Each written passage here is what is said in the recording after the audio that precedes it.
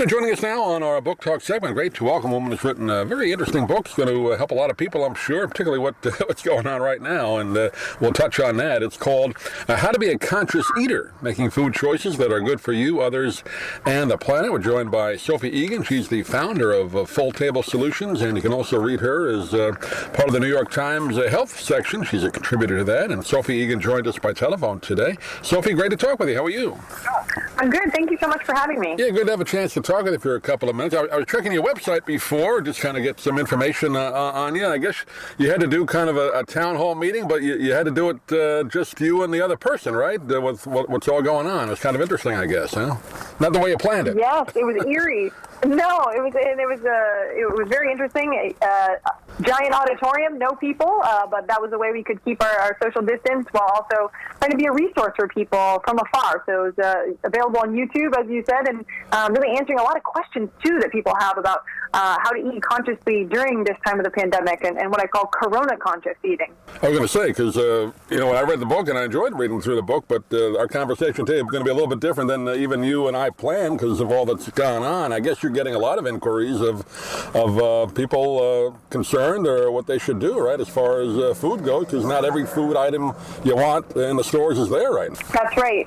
So, one of the points I emphasize throughout the book is that conscious eating is going to evolve throughout your lifetime. The kind of hierarchy of values that you're trying to express through your food choices are really just your needs. What are you focused on? What's available?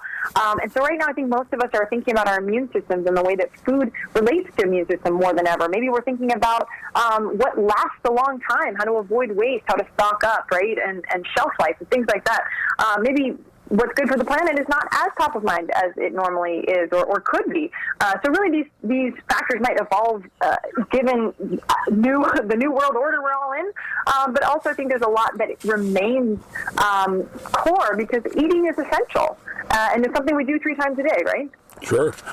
And, God willing, it's all going to be over soon, but something nobody's really gone through like this before. I've talked to my mom. She's, been around through a lot, through the Depression. She and my dad, the World War and quarantines on a more of a local level when diseases hit. But, boy, this is completely new to everybody, so I guess nobody exactly knows what to do. You just have to kind of manage the best you can, right? And that includes your diet. That's right. So there are some key kind of rules of thumb. So generally speaking, we are trying to keep our immune systems up, as we mentioned, right? What can we do there? Well, basically eating a healthy diet that we've already known to be healthy, and that means loading up on fruits and vegetables, whole grains, legumes have a lot of fiber that's helpful for our digestive systems, which relates to our gut health, and that has been tied to healthy immune systems. Really keeping added sugar at bay, that's known to be tied to inflammation, keeping alcohol to a minimum.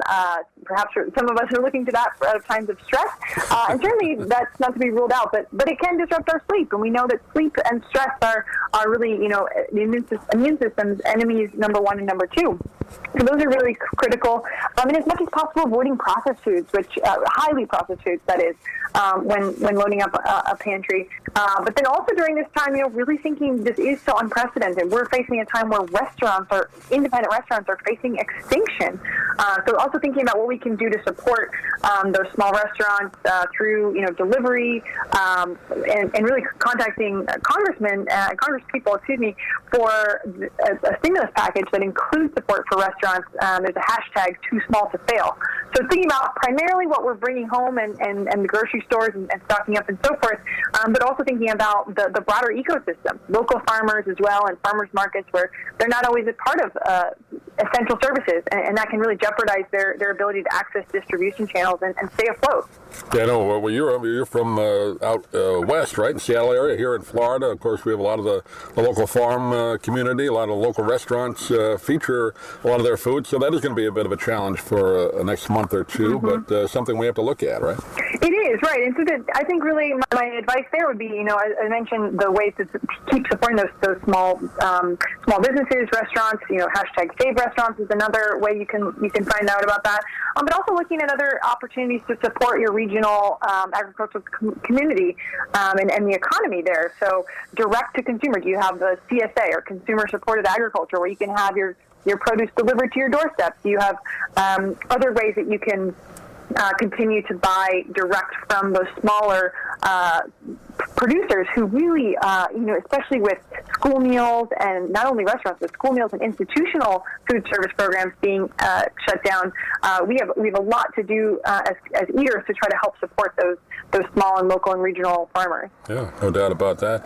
Well, let's assume everything's going to be normal very quickly, and we all hope and pray for that. But let's talk about the book for a couple of minutes here, and you kind of break it down, which I think is very interesting, to food that comes, from the ground, animals, factories, and made in restaurants. Talk a little bit about how you put the book together and what people can get out of it. That's exactly right. So I put the book together in that way. It's really 60 bottom-line answers to the most top-of-mind questions about what to eat.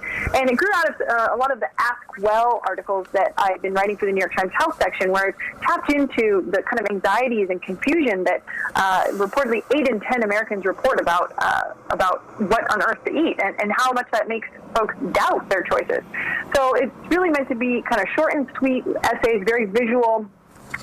Phenomenally talented illustrator Iris Gottlieb, to make this as accessible and digestible as possible, but also give you the information you need to make sure that you're kind of thinking holistically and not through just one lens.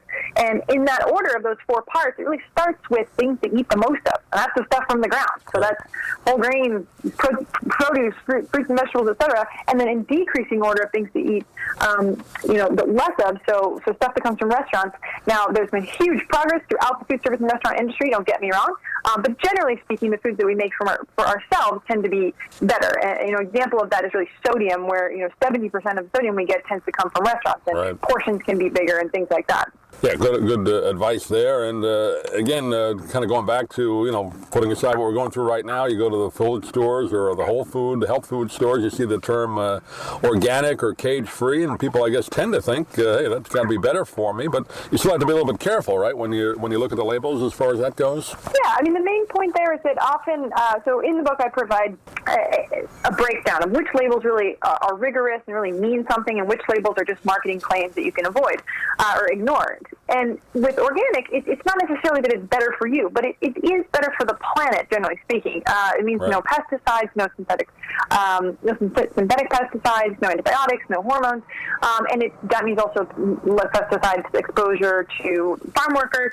But it doesn't necessarily mean it's better for you. And especially now, I think it's important to just note that produce in any form is much more important than only eating organic. If you're not choosing berries because you can't afford organic, that's not a good choice. So just whatever form you can access, whatever your budget is, but then also knowing, again, like with cage-free, as you described, there's a wide variety of meaning on egg labels in particular, totally swathed in signage.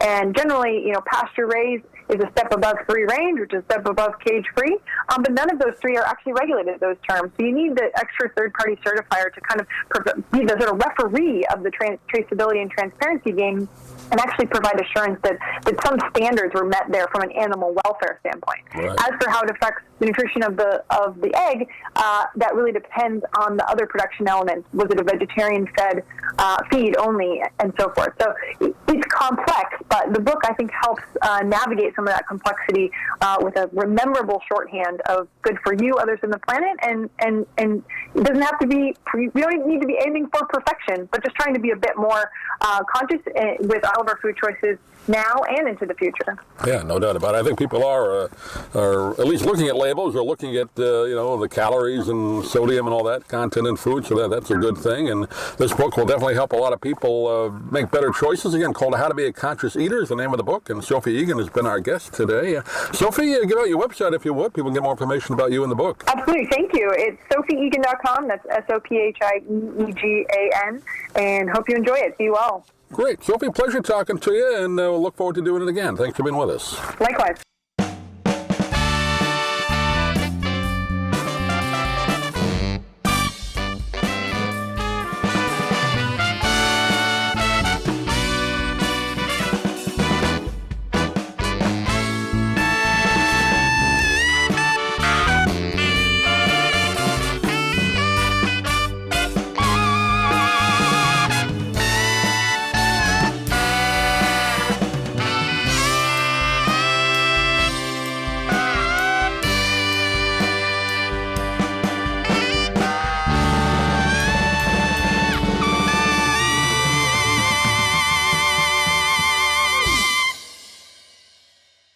I'm Stan Brock.